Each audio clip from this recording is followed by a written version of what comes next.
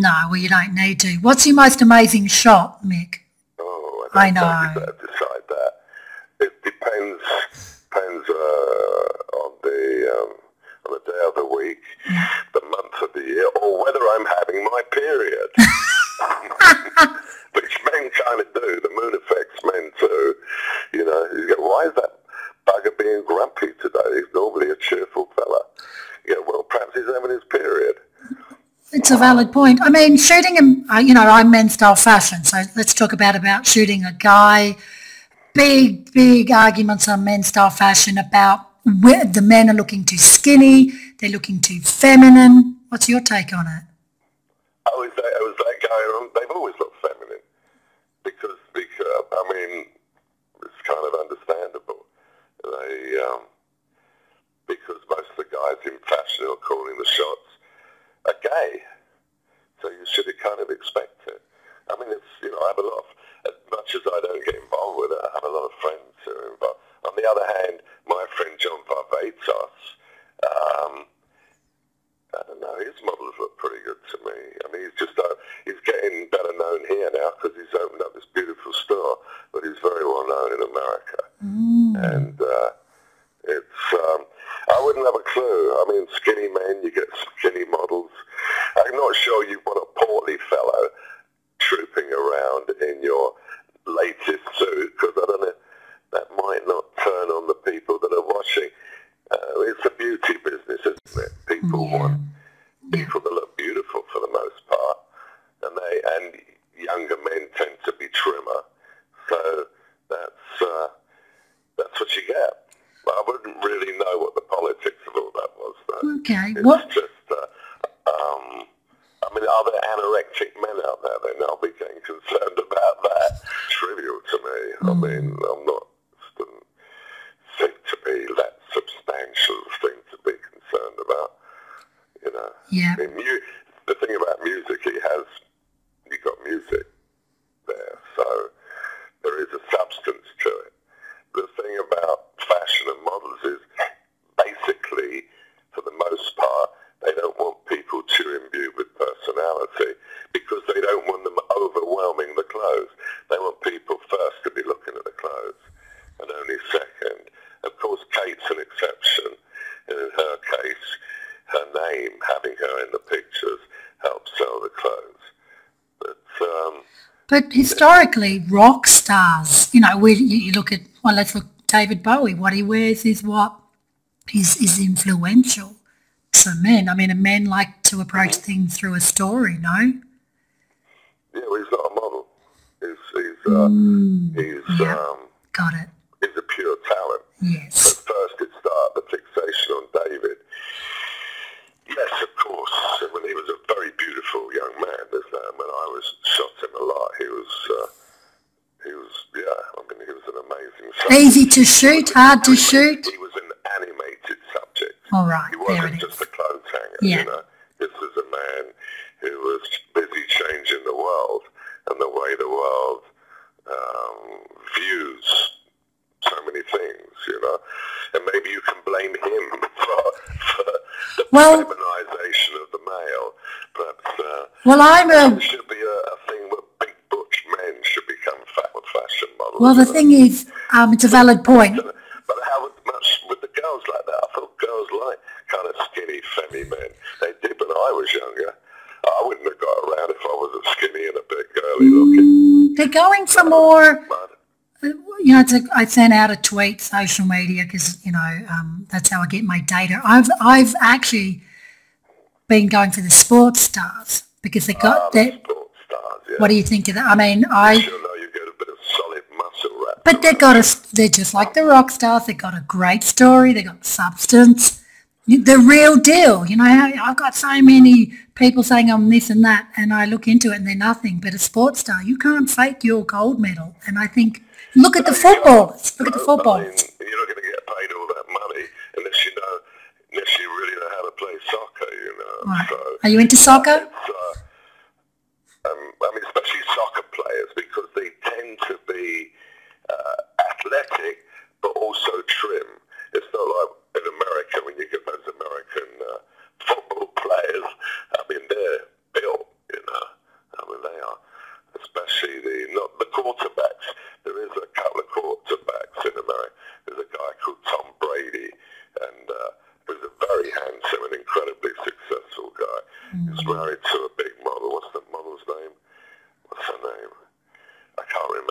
Right, I that's don't always okay. keep up on the models. What's your legacy, Mick, in all this? You know, why have you just done what you've done, you know?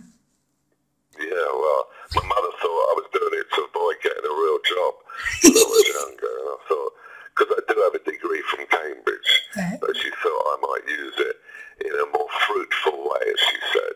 And I thought, bugger that, I don't want to get up till noon every day, so I'm going to do something where I can stay in bed till late. That's not true anymore, of course. I mean, a photographer, what did I used to do in those days? I'd take pictures, get stoned and chase cars. It was very simple. Nowadays, you got all this self-promotion and, I mean, nobody talked to photographers back then. Nowadays, I mean, I must do 300 interviews a year all over the world, all the time. So, I don't know how that happened. I think that happened partly because of the internet, and you've got this great big machine that needs to be fed. And the thing that photographers have is they have imagery, and it's not, they don't just have themselves to parade around, because no one's so interested in what they look like. What they have is imagery, all kinds of different imagery, and that feeds the machine. Because what do people want to see on the internet? Yeah. They want to see pictures above all. Yes, they want to listen to music. Yes, they want some words. But above all, they want to see pictures. So maybe that's why this is such a golden age for photographers. Of course, there are millions of photographers out there now. I mean, everybody's a photographer, but... That's a valid point. Are they? Because my photographer, I mean, I'm not being biased. She takes great shots. We do things differently. Sure a lot of photographers that take great shots, you know. I mean, there's a lot of talent out there. Yeah. A lot. People are much more interested in photography. When I was young, most young people, I mean, most young men wanted to be guitar players. Yeah. Nowadays, most people want to be photographers. And are photographers. I mean, you can... Yeah. Let's be honest, anyone can be a photographer today. Have you seen those monkey shots out there? Yeah. Yeah. Have you seen Yeah. those shots, the self-portraits? Yeah. Selfies. By this baboon. No. Yeah. No, it's true. What about who do you want to photograph that you've not done before? What now? Yeah. Is there anyone left? I don't know. I mean, what am I doing? What's my next assignment? Well, I'm going to shoot a band in Gothenburg called Graveyard. That's just because I met them in New York, liked the music, and thought, well, I'm going to be in Gothenburg. Why not? When they said, we would love you to photograph it, well, why not? We'll figure out a deal. If they can't afford my regular fees, but I'm going to be there. Yeah. And I like to take pictures. I enjoy the process. For me, it's very therapeutic. So I will photograph. Of course, shooting Iggy again recently is always fun. And Lenny Kravitz. And What about Snoop Dogg? Is he as crazy as he looks? Like, I love Snoop Dogg. What, Iggy? Yes. No, he's not that crazy. I mean, he was. That's certainly true. But we were all pretty nuts back in those days. No, he's a very smart man, Iggy. He's not whacked out on the latest whatever anymore. That's waiting. You can't, once you get past a certain age, you kind of got to start thinking about keeping it's not just the body, it's your organs and glands. You got to keep them. Me, I'm a complete yoga fiend, especially Kundalini yoga and massage. I've been in London for 6 days, and I've had 6 massages. And me, I get at least 4 a week. I need to constantly stimulate the system. But I chant, I get acupuncture, I get cracks, I use meditation machines, all this alternative stuff. I'm right up to my eyeballs in it. But then I don't, I call myself an alternative junkie, which I think is probably Deepak Chopra's a friend of mine, for instance. So that's what I do. That's how I get my kicks. Yeah. Or maybe a little puff here and there. not nicotine, that's for sure. Gosh, I won't keep you too much longer. If you were to feature in your own photo, who would you want to be with? Like I have a famous painting and it would be The Last Supper for me. Or, but... Oh, I'd like to be in a Salvador Dali, painted probably 3/4 of my face would be dripping off and, my eyeballs would be spiraling out. But you say, yeah, but that's Salvador Dali. I'd like to be there. Wow.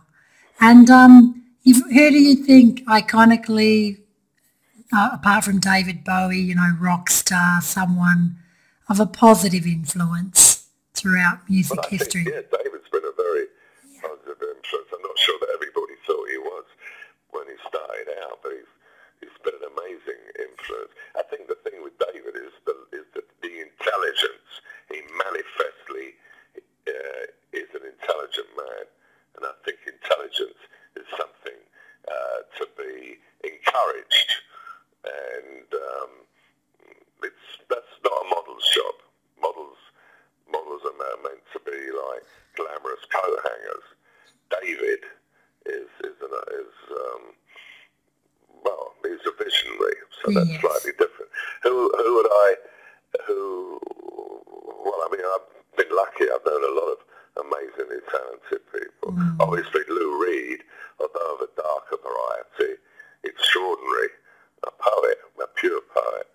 Yeah. So a man who really did change music in a very profound way and was a big influence on David too. And as it happens, he's a very dear friend of mine as well. But, and your favourite era? Like I loved the mod culture. I thought it was great, The mod culture? Yeah. I like Pete Townsend. He's another very smart man. I tell you who I interviewed with, Vivian Westwood's son. Oh my God, you got to listen to that interview. Hilarious, but really intelligent. But he said, to understand your clothing, you have to understand your history. And I guess that's what you've done through your photography. Well, people keep telling me I've influenced fashion, but I'd say, the way I dressed is probably not influencing anyone in particular, but right. Because most have been tight black jeans, boots, John Barbatos scarves and Levi jackets for years. So that's about it. Have you ever had a bespoke suit made for you at all? What? A suit made? No, I did have leather jackets, like Bill Gibb. I don't know if you know who Bill Gibb is. He's been long dead. He was in the 70s. He was a big English designer, and he made some jackets for me. Wow. And they were leather jackets. No, I have another suit made for me. Oh my God. But again, I might have to sort that out. I just did one for the third three-time world champion downhill mountain biker. Never had one too, because I think men of your influence, need a suit. I'm not so sure who I've influenced. People tell me that, but I think about it going, don't know what that's about. Why would you say that? Because you've just... What I ever think about. I just do what I do and have fun still, and delighted to still be around, and delighted that people care, and I have an amazingly good life. For someone who's had heart bypass surgery 18 years ago and a kidney transplant, I'm in amazingly good shape, and I have a huge amount of freedom, and I travel as much as I want to. And there's a documentary in the works. There's my new book with David Bowie for Passion that we're doing, and there's a TV series just being put together for a cable TV company. Wow. I got shows everywhere. It's so for me, I'm just having a good time. Oh, congratulations! Well, you deserve it. It's I don't know about deserve it, but I'll take it. Deserve is a funny word. Well, you're not afraid of hard work. I think of some old lady who might deserve to have a better life, but she ain't getting it. It's just about timing. I think the lives we lead. I think I was fortunate to be born at the time I was, and my name obviously seemed to help because it sucked me into this lunacy that was rock and roll. It's not really crazy these days, but it was really, it was a way to kind of live on the edge, and I suppose that's what excited me. I didn't really want to be a fashion photographer. That didn't really seem that exciting to me. No. I wanted to be part of the madness, you know. I wanted to be part of the alternative world, and that's what I got. Sometimes you get what you get, but of course then you can get yourself into a lot of trouble, which I certainly did. So, Any regrets? Beyond that, I don't know anything. I know nothing. I'm just hitching a ride, you might say. But it's been a long ride, and it doesn't seem to be stopping anytime soon. So, Mick got lucky. Did you have a style icon at all? Anyone that, you know, who do you look, who was your role model? My role models would be people like Man Ray, would be like, he was the great surrealist photographer. They were, or the insane poets like Baudelaire, Rimbaud. These are the people that, if I had role models as such, they were it. Wow. That these were creatures from another era. So, but you have to understand my education was steeped in all this classic literature and these classic literary figures, like Oscar Wilde too, and Goethe, and Nerval. I mean, they were in my brain very early on, alongside Buddy Holly and the Everly Brothers and Elvis Presley. So when along came with David and Lou, they were like a fusion of rock and roll and arts, and I suppose that's what really turned me on about them, and that affected the way I saw the world and my sensibility, and somehow, but of course neither of them were very well known when I first met them, but they were people that I loved, you know. Yes. I mean, in the sense that one artist can love another, you know. Yeah. Oh, Mick, is there anything else you want to add? I mean, it's been one hell of an education for me, and thank you very much for your time. No, as long as you got what you want. I do, and it's, yeah, no, thank you so much, and please follow Men's Style Fashion. Well, if you send me a link to my thing, then that will get me into it. Well, I'm the very few women in the world doing it, and I'm all about... You're a very brave soul, darling. I am an innovative, feisty one at that, but I'm intrigued with historically men like you and Nicky Lauda, you know, men that we kind of not forget but choose to ignore because they're not in the limelight. But I'm all for... No, I'm sure people can't ignore you, darling. You're Australian for starters. I am. Australian energy. My daughter seems to like Australia. Oh, does she? I think she met a bunch when she was at college, but she always talks very positively about... She's 24 and very beautiful, and now she's starting... I think she's starting to... She's been involved doing a number of things. The moment she works for for the healer lady that I go to see, but now she's talking about studying acting, which is, she can certainly do high drama at times, so it's probably not a bad idea.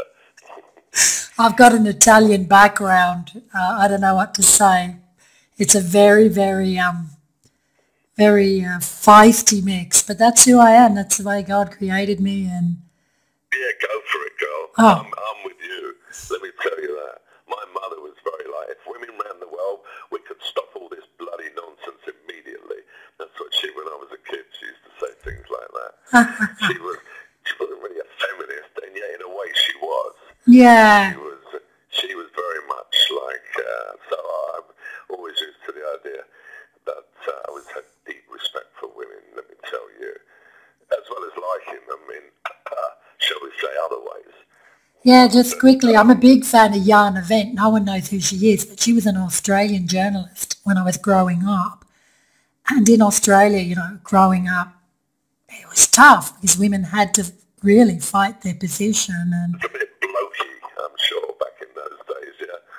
It was a bit, but the world was. But it is a better time for women, even though it's still got a long way to go.